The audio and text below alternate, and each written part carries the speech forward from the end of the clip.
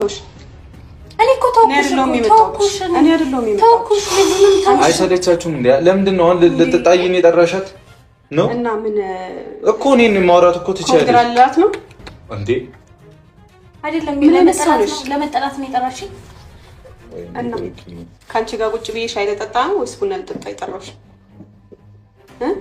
እናትሽ አሁን እኔ በጣም ነው ሁሉ ነገር በጣም ነው ያስጠላሽ። አታፍሪ። ሲቀጥል ደግሞ ሃይሚ ያልሰጠችን ሃይሚ እንደዚህ ያጎደለችብን ሃይሚ ምናምን አንቺ ታውቂያለሽ። እሱን አይተሽ ነው አይደለም? እሱን አለች ብለሽ በል ተነሳስተሽ ነው የመጣሽው።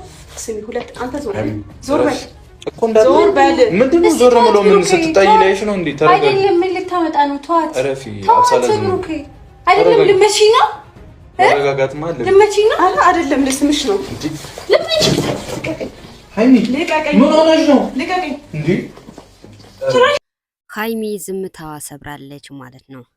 እንግዲህ መግቢያው ላይ እንዳያችሁ እንደሰማችሁ ሃይሚ አምሳሉን ደበደበቻት ማለት ነው።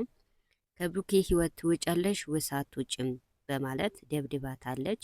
ብዙዎቻችሁ የሃይሚ ደጋፊ ሆናችሁ እንኳንም ደበደብሻት እንኳንም ጸጉሯ ነጭሻት በማለት ብዙዎቻችሁ ሃይሚን ደገፈችዋት ማለት ነው። እኔም ደጋፊዋ ነኝ ማለት ነው።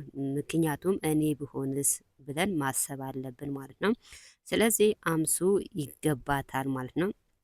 እንኳንም ተደበደበች እንኳንም ተገረፈች ማለት ነው። ሃይሚ አንበሳ ጎበዝ ሴት ናት ማለት ነው።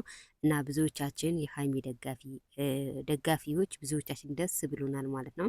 እንኳን እንደበደበቻት እንኳንም ደግ አረገችላት እንላለን። ሃይሚ ይመቻት ጎበዝ ልጅ ናት ማለት ነው። እና ቤተሰብ በጣም ደስ የሚል ድብድብ ነው ማለት ነው።